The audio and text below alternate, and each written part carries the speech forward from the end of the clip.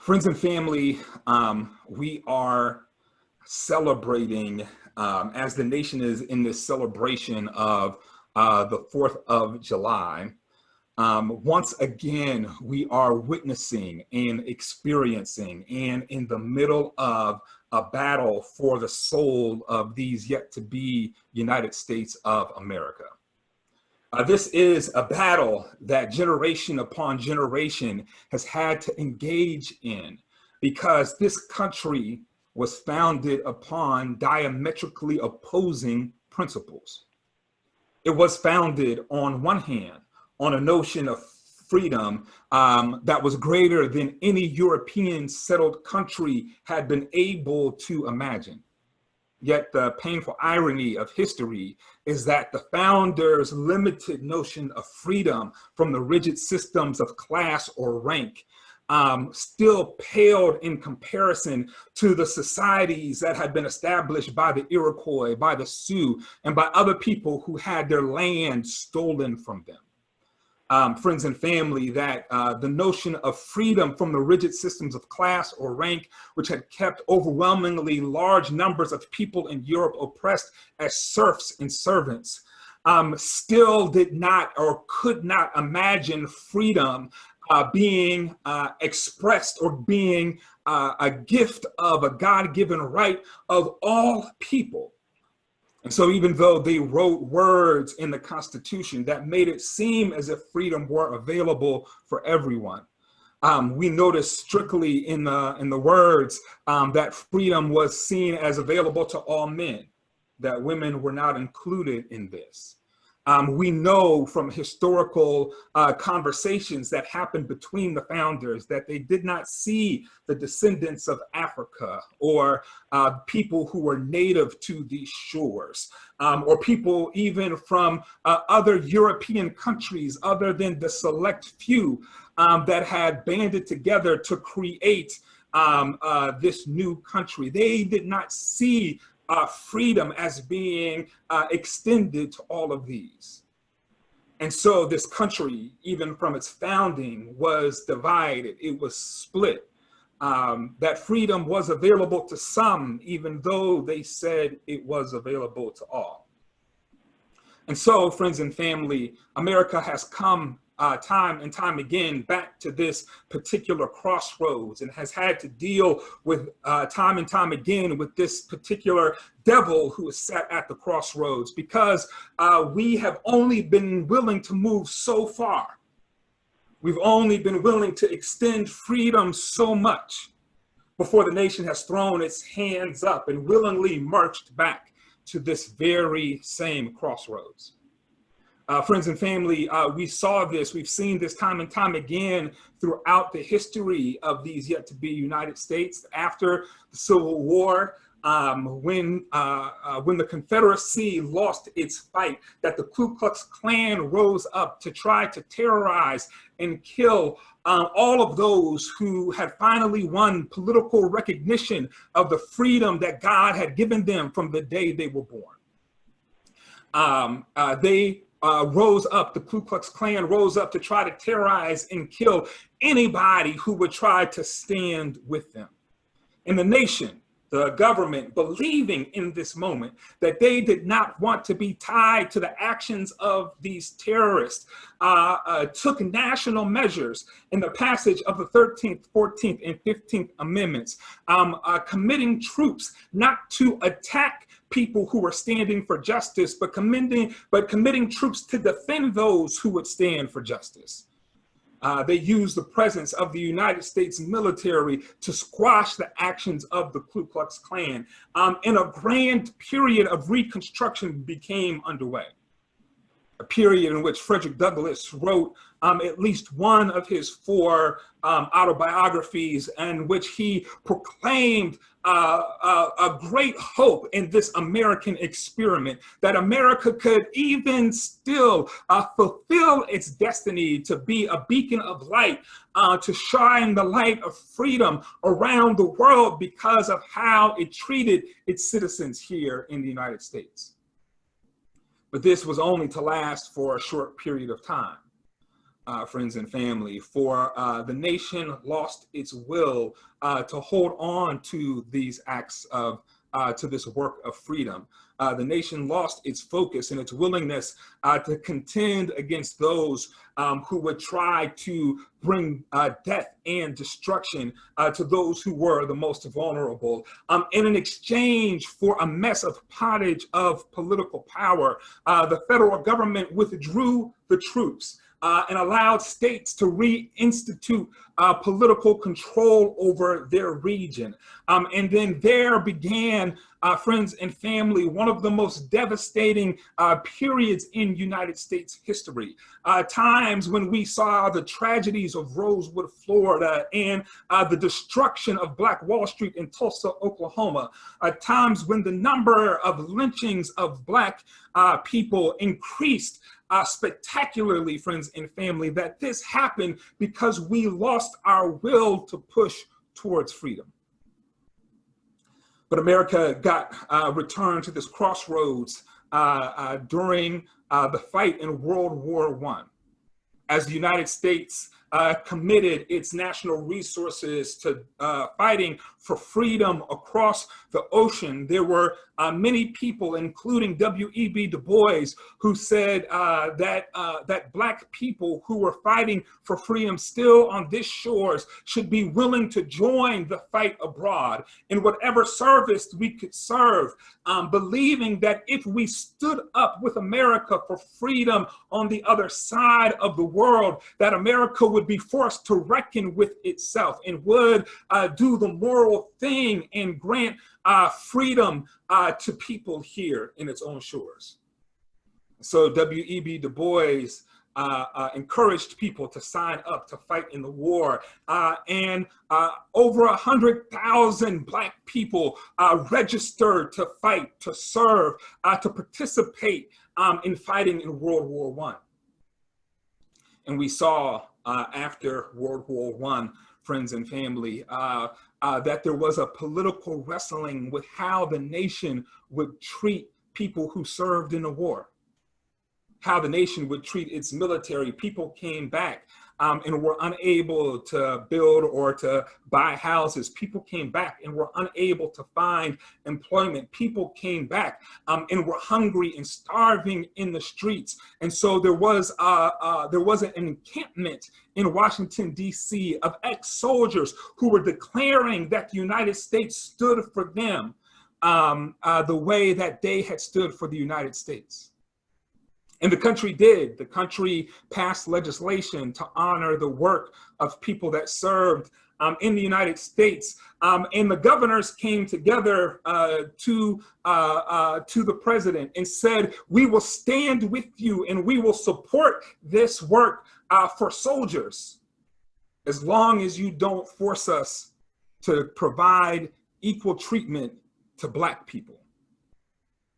We will provide the economic resources. We will commit ourselves to making schools and public education available for people who need it, who serve, as long as we can discriminate against Black people. And so W.E.B. Du Bois, in seeing what happened in America, became disenchanted with America, much the way Frederick Douglass had done generations before him.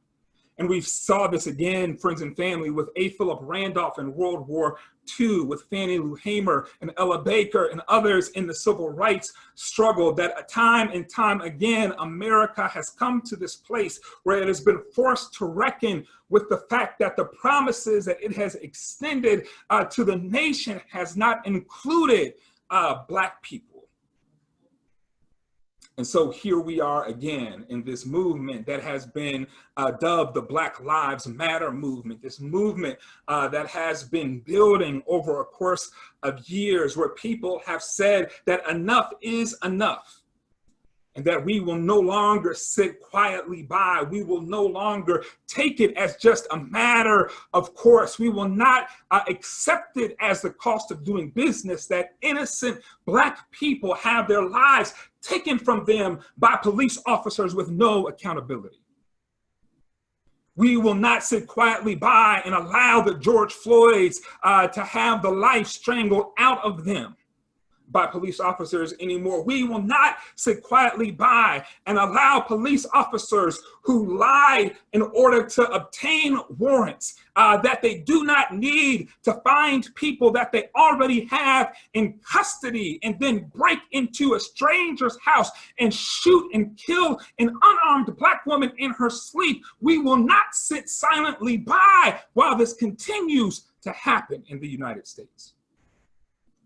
And so we are here, friends and family. And in this moment, we are seeing an emergence of people, of others joining in this fight. We are seeing very clearly in this moment our indigenous friends and family who are standing up and saying that we will no longer allow America's history to be written on the backs of our suffering and remain silent for it. And so we saw as the president tried to go towards Mount Rushmore to give a speech that our Native friends and family stood in blockade of the federal procession and said that you do not have access to this land, for this land was a sacred land. This land belonged to our people and it was taken from us. It has been removed from us and defaced in ways that violate the spirit of this land, in ways that reinforce the violations of treaty after treaty by the United States. And so we will not give you access to this land.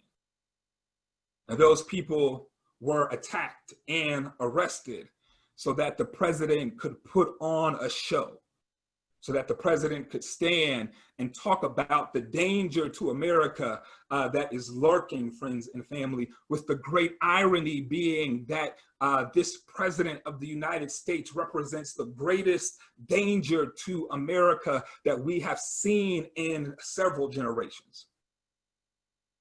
And so, friends and family, if you can understand where we are in this moment, then perhaps you may understand where Elijah is in this text. For Elijah was in a similar place. Elijah was a prophet speaking to a nation that had long been divided. In the founding of the nation, friends and family, they were founded upon principles of providing for the least of these, of making sure that there were strong safety nets in place so that nobody went hungry, so that nobody was permanently dispossessed, so that nobody was forced into servitude for generation after generation. There were safety nets that were put in place to make sure that every person had value in society. But they immediately wrestled with how to establish this land and take and be in conflict with the nations that were around them. And so for a long time, friends and family, they worked together, they thought together, they reasoned together about how to build their land in connection with the nations around them. But they saw that other nations had kings. They saw that other nations were able to raise strong militaries that were devoted to the cause of fighting. And so they cried out, "We want a king too."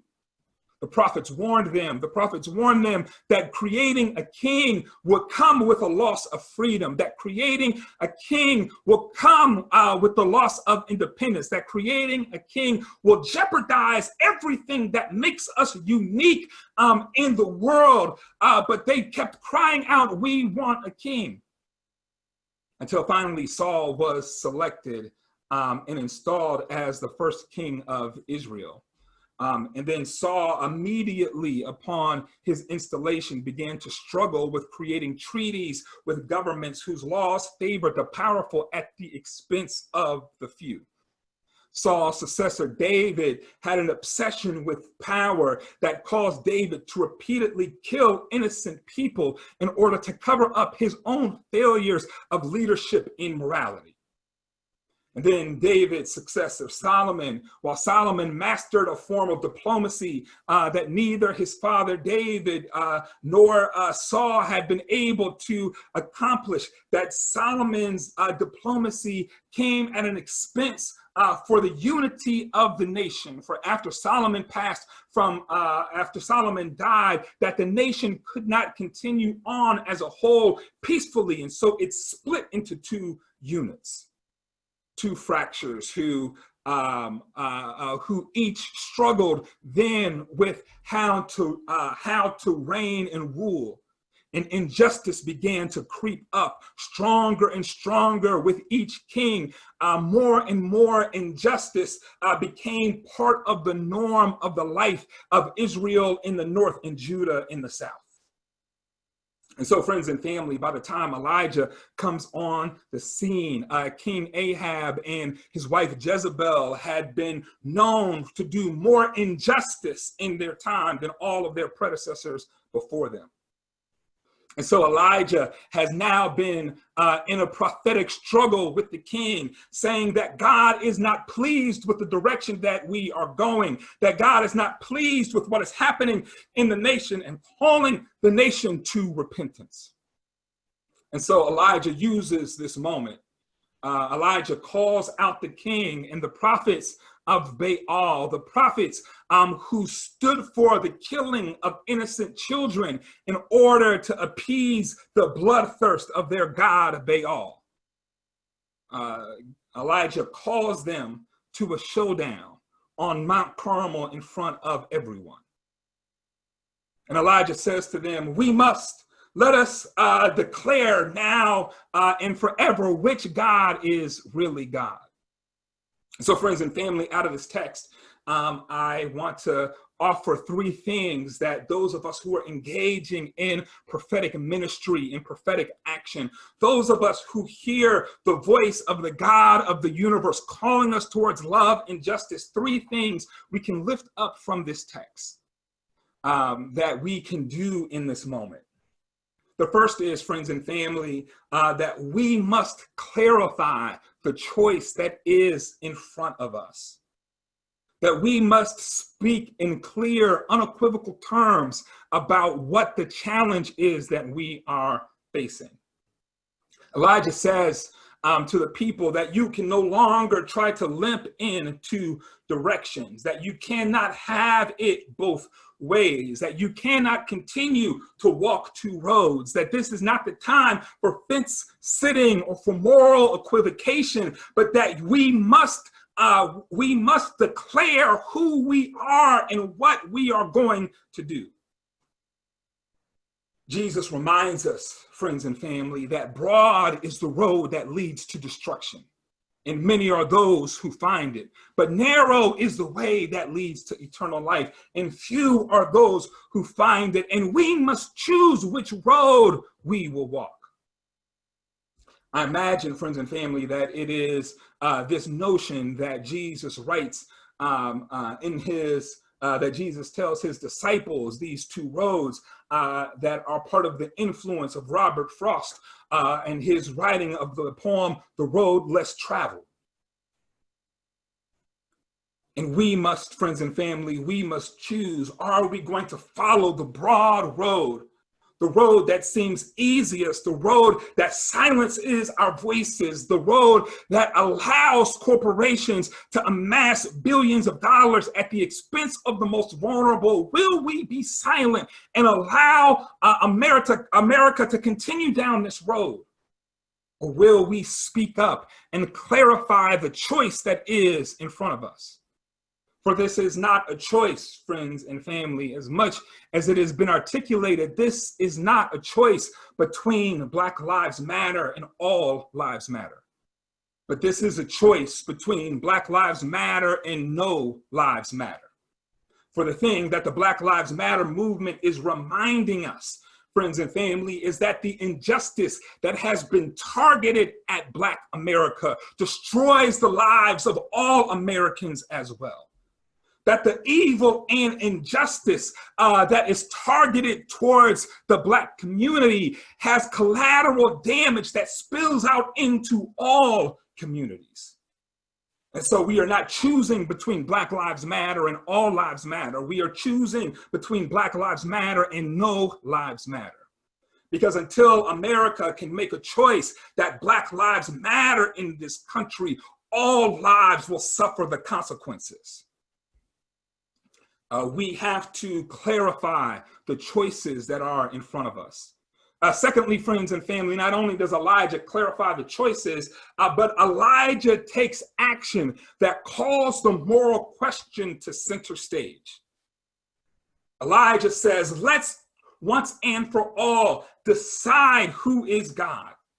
And Elijah presents this challenge. Let us make these two sacrifices and call down fire and see which God answers with fire. Elijah calls the question to the center stage and says, no longer will we argue this behind closed doors. No longer will we allow people to spin what is happening. Let us see once and for all which God has the authority, has the power to move and act in this moment.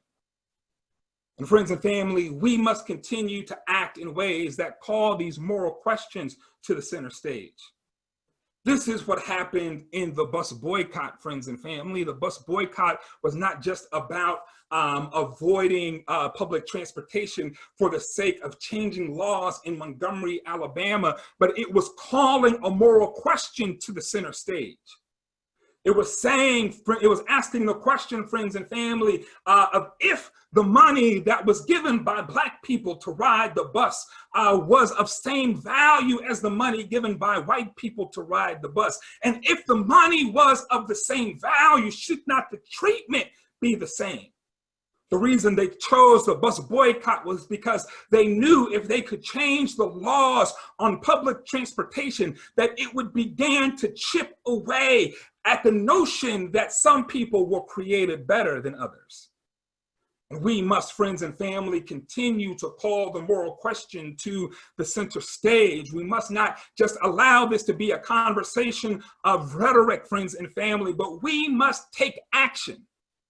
Take action that challenges where America is. Take actions that brings the moral crisis front and center.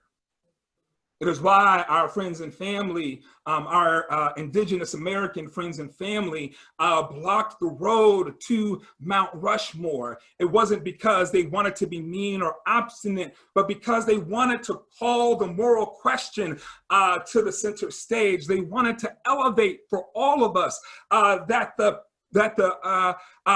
faces of white American presidents on land that was sacred to indigenous people was immoral. That the robbing, the taking of that land, and then defacing it with the faces of the people who broke treaties time and time again is a perpetual reminder of that injustice. And so their actions, their bold and brave actions, blocking access to the road, brought that moral question to the center stage. Friends and family, and every time people commit actions of civil disobedience, every time people challenge unjust laws, every time somebody raises their voice to speak out on behalf of Black people, to speak out on behalf of our LGBTQ friends and family, to speak out on behalf of those who are oppressed and mistreated, every time we raise our voice and take action, we call the moral question to the center stage and ask, who are we going to be? So Elijah does this. He calls the action to the center stage, friends and family. And then the third thing Elijah does is, both in his speech and in his actions, he is deeply undergirded by a radical faith in what God can do. Can you imagine, friends and family, what is at stake in this action? Elijah challenges the prophets of Baal, challenges them to a showdown there on Mount Carmel, and says, we are going to see whose God is really God. So take your bull and prepare it on the altar, cry out to your God to rain down fire, and I will do the same. Elijah was playing a high stakes game, friends and family, because Elijah knew, as we ought to be reminded, that Elijah could not control God. That God is not a genie that can be rubbed out of a bottle. God is not like Candyman who can be summoned just because we shout or chant his name over and over again. That God is not at our beck and call. But Elijah believed, Elijah deeply believed that the God who called him to the act of prophecy, the God that called him to speak truth to power, the God that called him to challenge the systems of injustice. Elijah believed that if he set the moment, that God would show up to let people know who was God, to remind people what was right and what was wrong. Elijah acted in deep faith, in the same faith that Martin Luther King Jr. acted in when he said that the moral arc of the universe is long, but it bends towards justice. King is able to say that because he believed that the God of the universe sat there on the moral arc of the world, bending it towards justice. King believed that as he spoke and as he marched, that he was lining up with the work that God was doing in the world. And so it did not matter what happened to him, because he knew that his life, his soul, the movement was in God's hands. And so Elijah does the same. Elijah comes to this great moment, this moment of challenge, and challenges the prophets of Baal to this duel. And when the prophets have built their altar, when they have called on their God, and when they have cut themselves because their God required the sacrificing of blood in order to be appeased, when they cut themselves until they bled and nothing happened, then Elijah said, "Come closer." And Elijah repaired the altar of the Lord that had been thrown down by the prophets of Baal. As Elijah is doing this, I imagine, friends and family, that Elijah is providing public education for the people, that as he is taking 12 stones and stacking them, he is reminding them that these stones are the number of the tribes of the sons of Jacob. That he is reminding them of their heritage and their history. He is reminding them of what God has done as he is building the altar in the name of the Lord. Then as Elijah digs a trench around the altar, and then in the middle of a drought, finds enough water to pour on the sacrifice.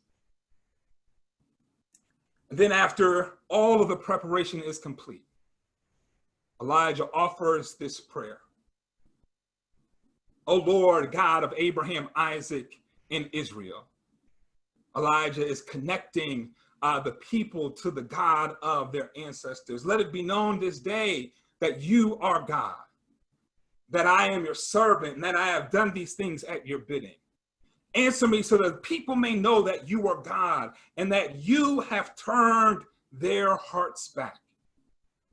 And because Elijah has enough faith that God will show up in this moment, the fire falls from heaven and consumes the offering, and the people say, "The Lord is God. The Lord is God." And friends and family, I believe that if we are willing to do the same, if we are willing to lift up our voices, and we are willing to sacrifice our time and energy, and even if necessary, put our bodies on the line, if we are willing to call the moral question, friends and family, that people will see that the God of the universe is still sitting high and still looking low. That God still has a plan for love and justice in the world. People will see that it is not too late for this country to correct its course and move towards justice.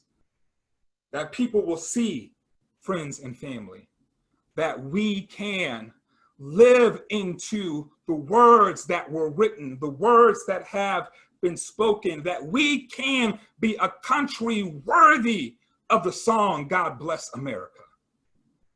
We can do this, friends and family,